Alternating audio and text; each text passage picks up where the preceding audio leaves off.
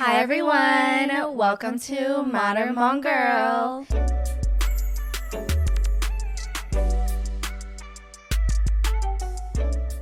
It's your girl Emmie. And it's your girl Lex. Well, welcome to our episode 33. Okay. And we got it this time. I be forgetting.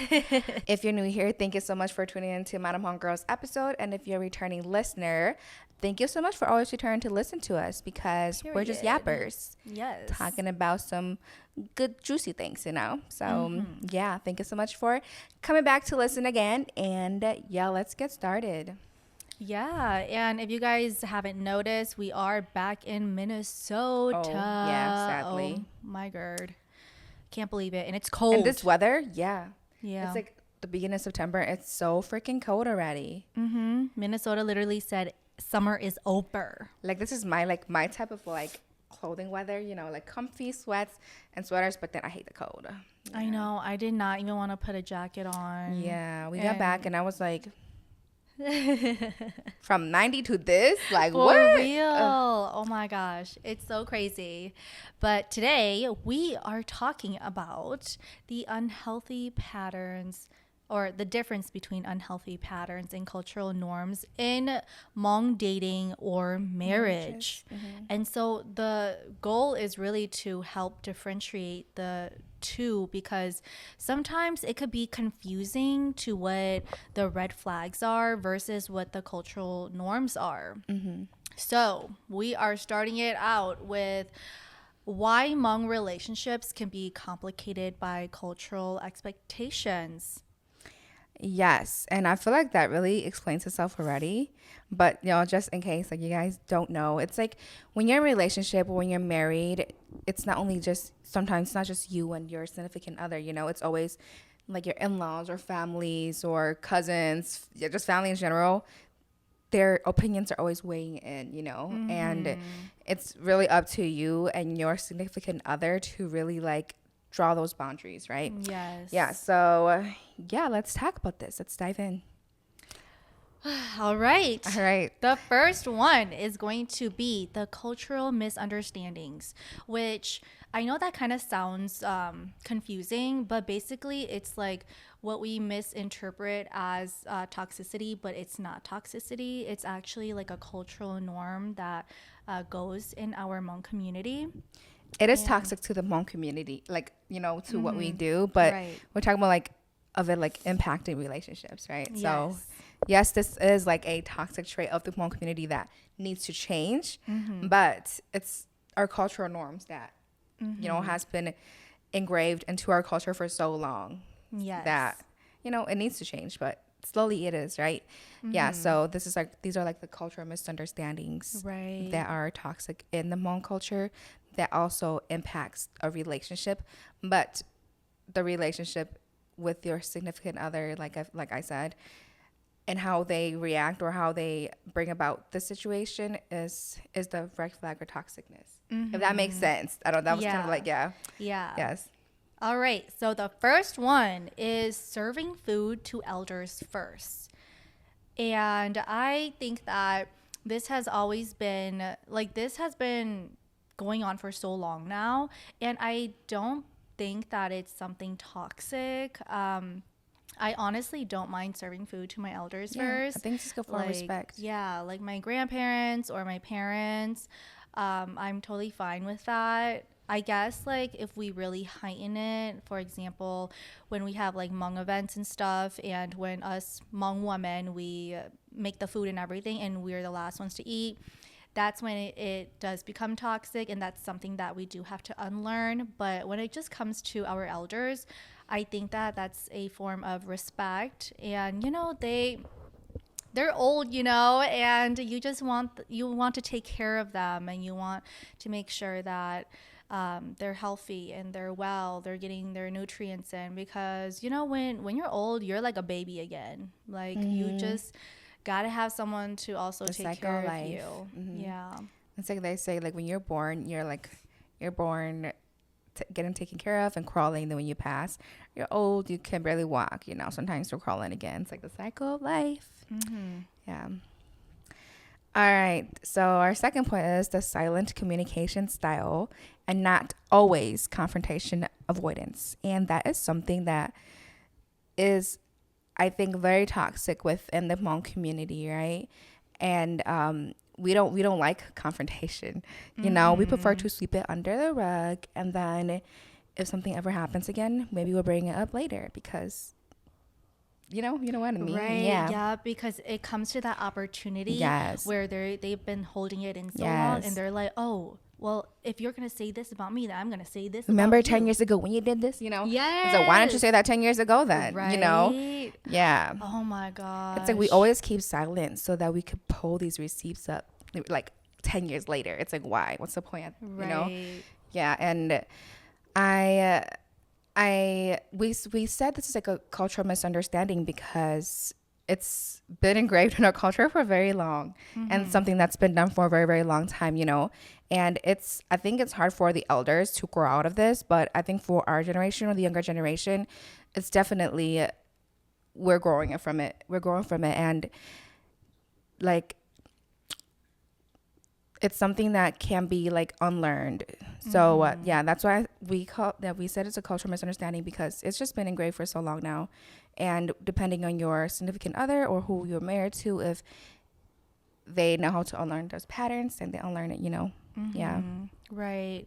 I also want to add in that, this isn't just like a Hmong thing, but we view it as like an Asian thing, like an Asian culture. The whole Asian people, they literally are very passive aggressive. Yes. They are not as direct. And I feel like we all know that the Asian people are a very like passive aggressive people.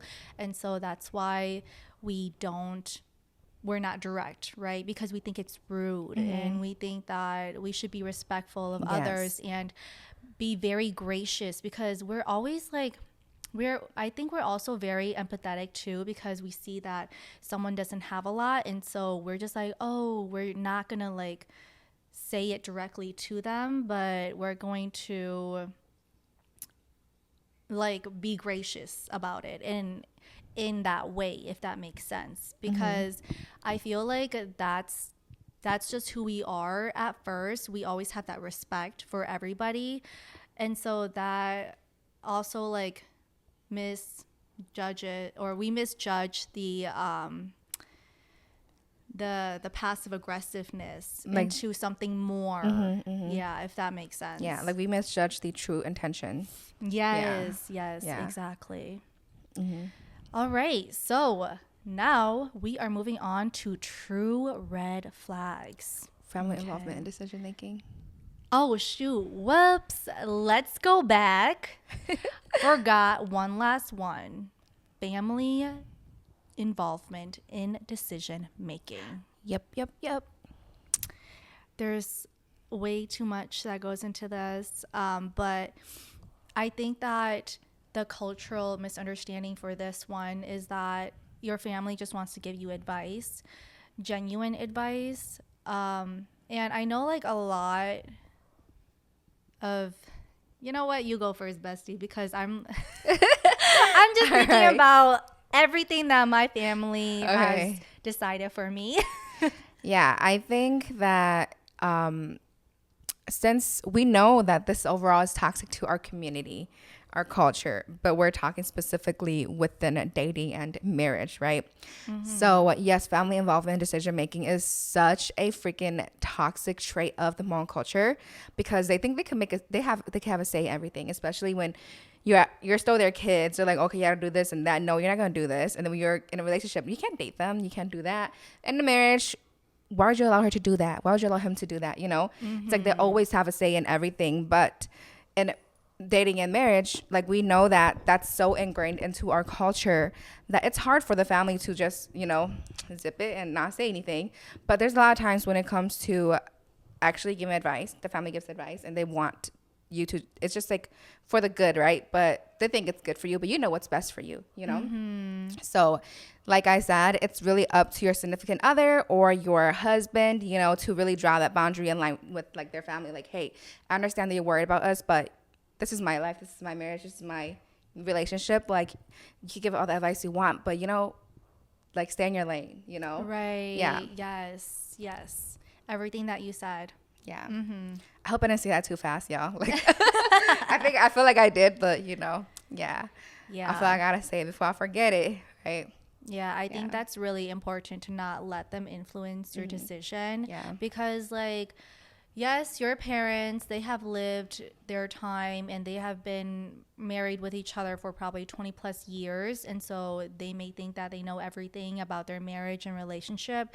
But truth is that they have their own time and they went through their own time of their relationship and marriage. And not only that, if they are immigrants too, that is total different lifestyle here in America too. And so that's why it's important to understand where they are coming from too, is from a good place, but also know where you're coming from too, and really know yourself, your morals, and where you stand in the decision making process with your significant other.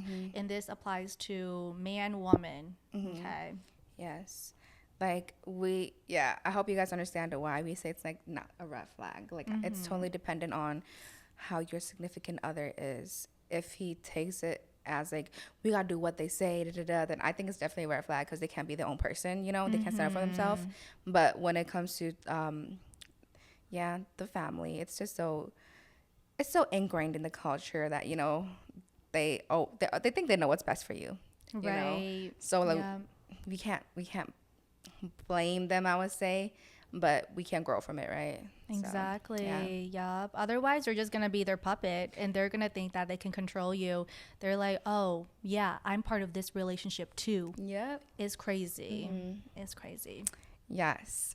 All right, so moving on to like the true red flags, that's not culture. Yes. All right, so first is using culture to justify control. For example, like, you can't do that because you're a wife, or like you can't wear that because like, I'm like, excuse me, she can wear what the hell she want, okay? Exactly. Yeah. So using our culture, like being like, oh, you're a Hmong daughter, you're a Hmong, you can't do that, you can't wear that, you can't go drink and be an alcoholic, but like, sir, you're an alcoholic yourself, right? So excuse me, well, it's our Hmong culture, we do that, we drink, 'cause, like, no, like, stop using the Hmong culture, you just want to drink, Right. like, yeah, I'm gonna go off on a tangent, but never mind. Yeah, so basically that's that. No, but literally though, you are on the right tangent. Like, it's just so true of using our title or our culture to make excuses. And we have seen it one too many times. But I think in our generation, it's getting better though. Because, like, literally, do you guys see what Emmie and I post and what we wear? Like, I think we are definitely getting better. But, just going back to our older generation, it is a sign of, like, disrespect for them, because, like, the clothing and stuff, they're like, oh, why would you wear that? Like, your dad is here, your uncle's here, your grandpa's here. And, like, this actually did happen to me. And I'm just like, what the heck? Especially, oh my gosh. Example, my college graduation, I was wearing like I think corset top. It was a beige corset top with like little jewels bling. on it. Yes, Yeah, I remember. Yes. And my uncle came to me and he was like, oh, why would you wear something like this to your graduation? And mind you, I had a blazer on too. But then when I took my blazer off, that's when he said that to me. And I was just like, it's my fucking graduation. It wasn't even bad either. Like, yeah, it wasn't even bad at all. But he just like said that to me, and I was like, bro, that's wild. Like, this is my graduation. Show arms, get the polite. I know, right? Yeah. Also, tattoos too. Oh my. Oh yeah, gosh. definitely tattoos. Yeah, like, I feel like I'm always looked at as like the bad friend, but life friend, because I got tattoos. But like, excuse me, out of all the friends, I think I'm the goodest Hmong girl. No, or whatever. She really is. You guys, I just posted on my story on how good of a Hmong daughter she is, because she's doing the lemongrass for her family, which is so sweet. I know how hard that is. Yeah. Yeah, but yeah, I just think definitely a big red flag, and it stems from the culture, right? It really does. Yes. So really depending on how your man or your girl, And their family. Yes. Yeah, I think, oh my gosh, like we understand that families are very different, and when you get married, or like when you meet your significant other's family, you always have to be open-minded and know that you guys stem from different like principles. There may be similarities, but also like each family does things differently. And so you just have to respect that, to be honest. They also got to understand that you came from the outside, you know? So it's like, I mean, depending on how deep the rules are, obviously, like deeper, you know, like with how you do things or how you act and stuff, then yeah, I think that comes with boundaries.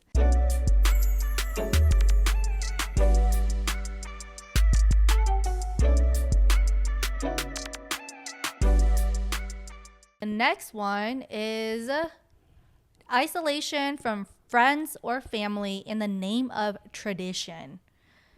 Oh my God. Who is holding you hostage, honey? You're basically a hostage if they don't let you be with your family or friends. Yeah. And like examples for like tradition is like, oh, you know, stuff like that. You know, like, Exactly. like why are Hmong people like that? Yup. You know, or like, or this is like not really like a for like dating, or I guess like really like controlling who you date. Like, oh, they're orphans, like Oh my gosh. you know, you can't like date or marry them, you know, stuff like that. Yeah. But then from relationship, I just think like I mean, examples be like, oh, okay, to nga now, or like whatever. You can't always go to your family's house or do things like that, you know. Yeah. Yeah, that is very true. I think like for that one, it's more so on the woman, I feel, because like for our Hmong men, I feel like they're more freely to hang out with whoever they want, because like it's mainly going to be their family, right? It's mainly going to be their family and friends, and that's when their significant comes into their life. But I think it should be vice versa as well too. Like if your boyfriend or your husband can do all of those things, then you know your wife or girlfriend can also do that as well. Yes. But I know like our OGs kind of look at it like, oh no, she shouldn't do that because she should be a good girl. She should be with us because she's like gonna be one of us or is one of us, you know. And so yeah, I think like when you are isolated from your friends and family, that's basically who you came or where you came from, and that's a part of you. And so that is definitely a red flag. Abuse. Yeah, if this resonates with you, please, Men or women. yeah, Like, yeah. please seek help. Yeah. Message us if you need to, because yeah, there's too many instances like that.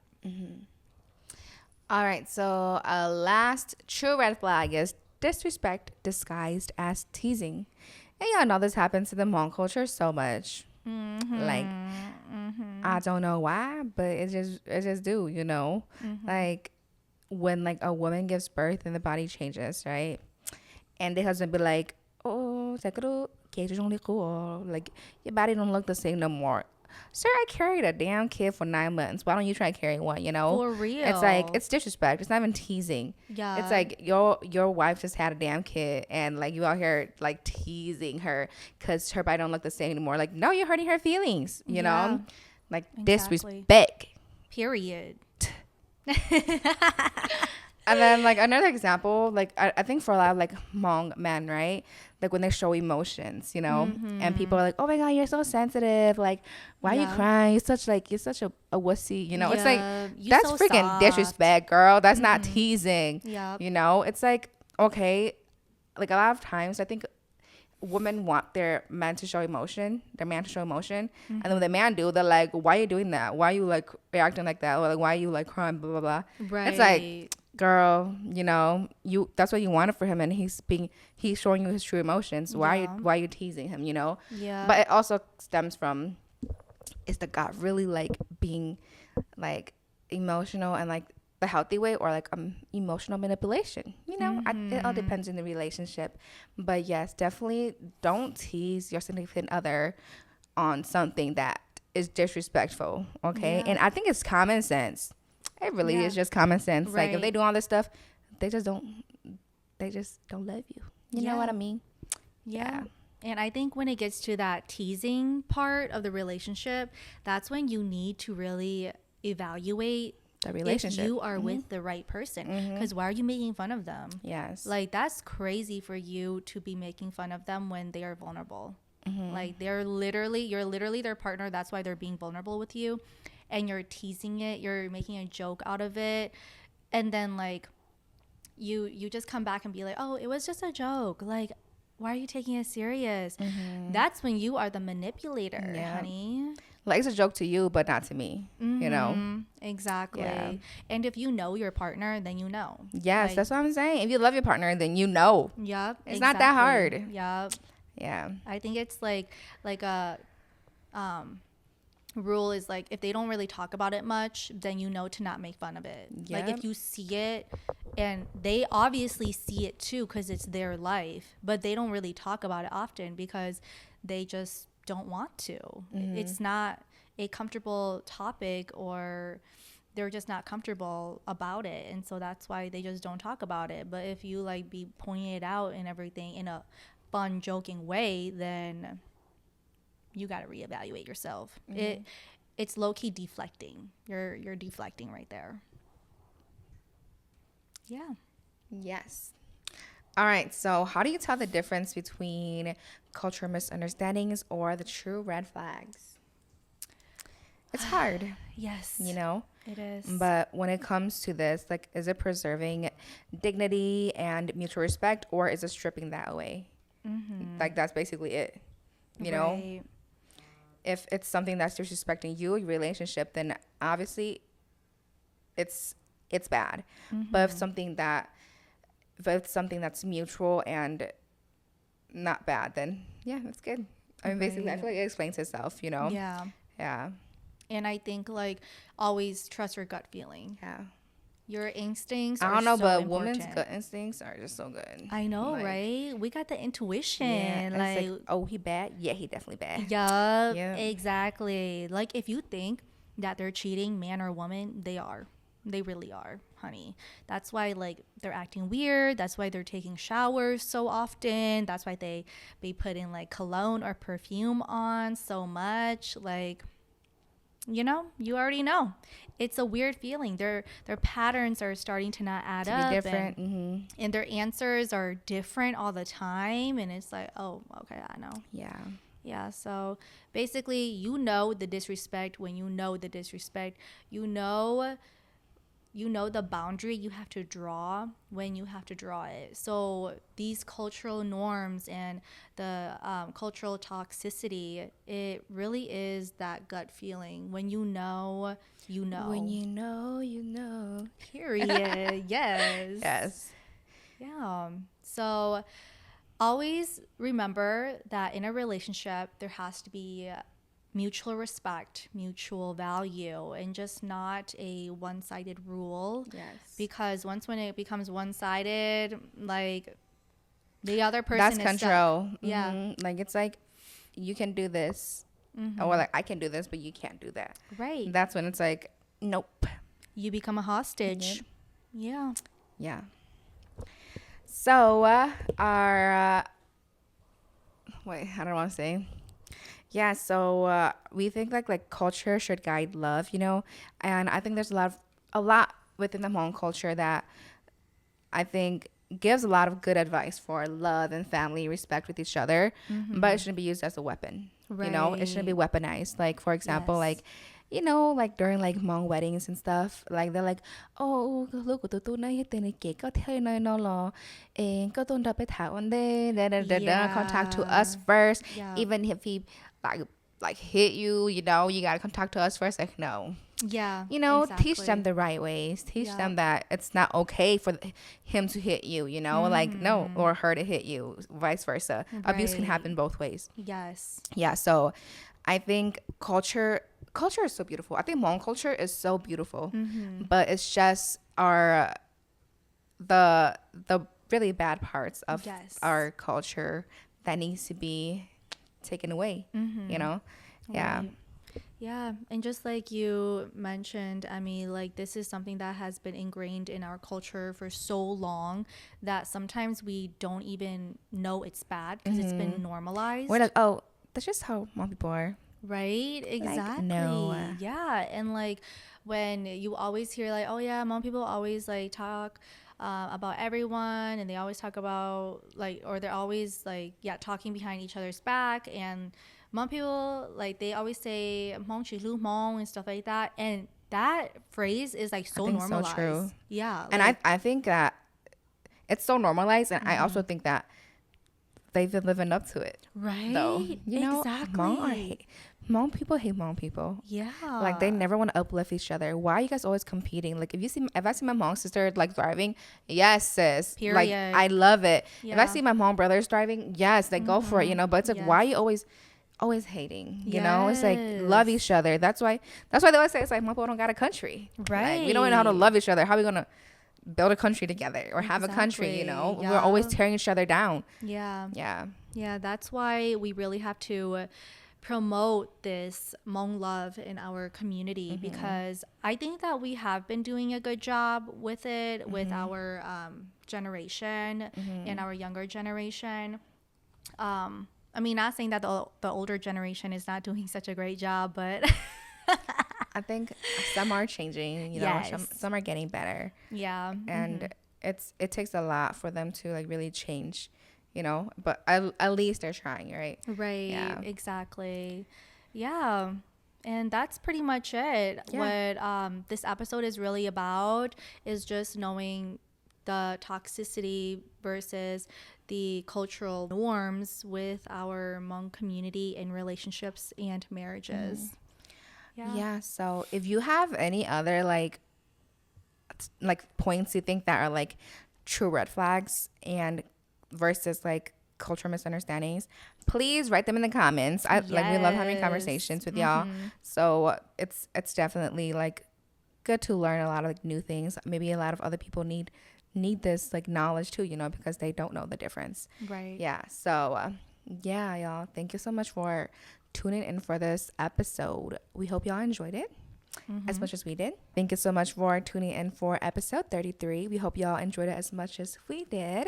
Yes. And also, if you are listening on Spotify, please rate our show. Please like and comment. If you are on YouTube, subscribe, like, comment, and share. Yes.